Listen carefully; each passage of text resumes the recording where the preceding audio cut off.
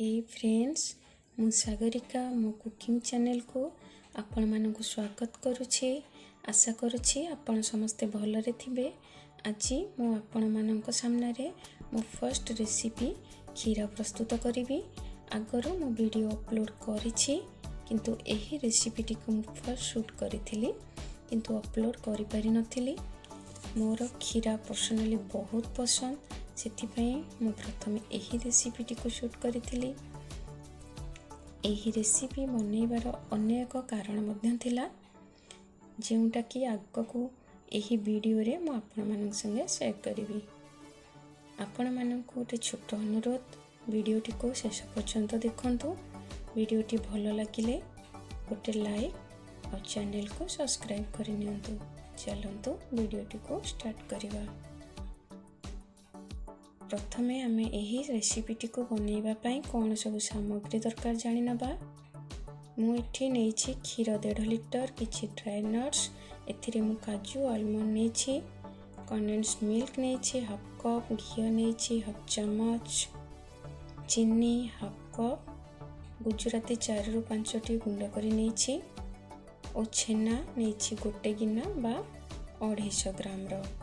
मु एठी छेना छिड़ेबार प्रोसेसटी आपन को देखै पारु नाही, कारण मु क्षीर बॉयल कला बेले कोनोसी कारणरो क्षीरटी छिड़ी जाइथिला।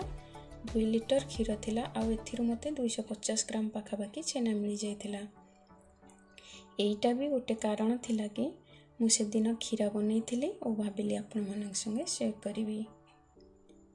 चलंतु एबे रेसिपीटी को बनैबा स्टार्ट करिवा।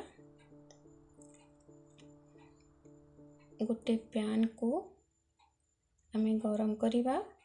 एही रेसिपी पाई टिके मोटा वाला पैन आवश्यक होइथाय। मो पाखे से भली किछि नथिला, तो मु एही कड़ाई को नेछि। पैन टी गरम होई गले एथिरे हाफ चम्मच घी ऐड करिवा। घी गरम होई गले एथिरे हाफ चम्मच आमे चीनी ऐड करिवा और को कैरामलाइज करिवा। एहा द्वारा एथिरे गोटे भलो कलर आसी जाए। कलर पे आमको केसर आवश्यक पड़े नहीं। चीनी टे कैरामलाइज हो गला परे एथिरे बे आमे क्षीर को ऐड करिवा।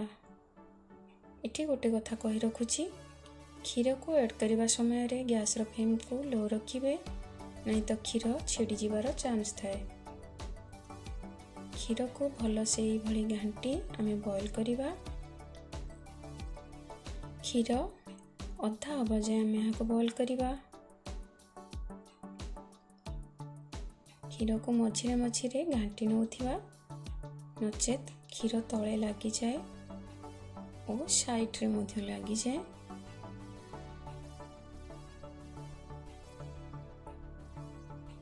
क्षीर को ये भली मझिरे मझिरे आमे गोलाई नेबा।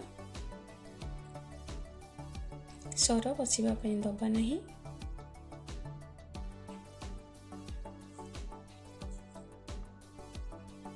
देखंतु एई भली भाबे गुलाई नेबा।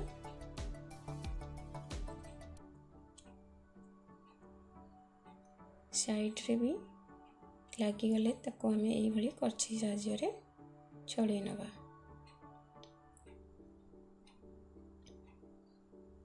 सर आदौ बसी देबा नहीं। एबे आमे एथिरे चीनी को ऐड करिवा और यहाँ को भल से गुलाई नबा। एबे एथिरे छेना को ऐड करिवा। छेना को ऐड करिवा समय रे आमे गैस रो फ्लेम को लो रखिवा। यहाँ को बेसी समय आमे फुटिवा को दबा नहीं। 2 रु 3 मिनिट बस फुटेइवा, नहले छेना टाण हो जाए। बस 2 रु 3 मिनिट एई गोलाई फुटेई नबा। एबे एथिरे कंडेंस्ड मिल्क ऐड करिवा।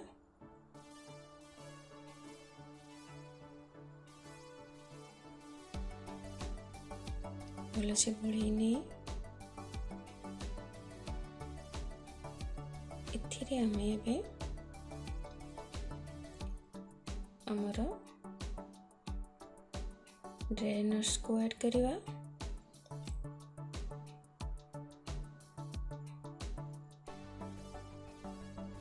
मन रखु गैस रो फ्लेम को आमे लो ही रखिबा।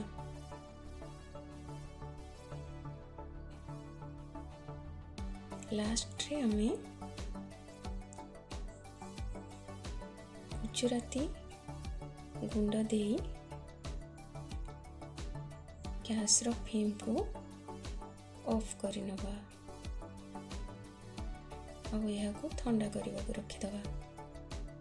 ଏବେ ତ ଆମର ଥଣ୍ଡା ହୋଇଯାଇଛି କ୍ଷୀରା।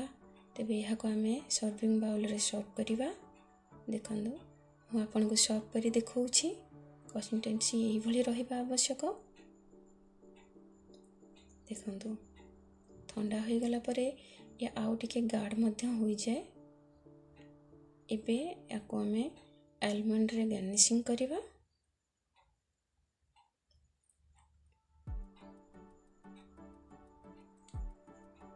देखो आमर क्षीरा के परफेक्ट एकदम बनी। आपण यही क्षीरा प्रस्तुत करंतु देखिए बहुत स्वादिष्ट बनिबो। आशा करुछि वीडियोटी आपण मानकु पसंद आसीथिबो। पुणी देखा हबो आमर आउ एक वीडियो रे। रहुछि नमस्कार।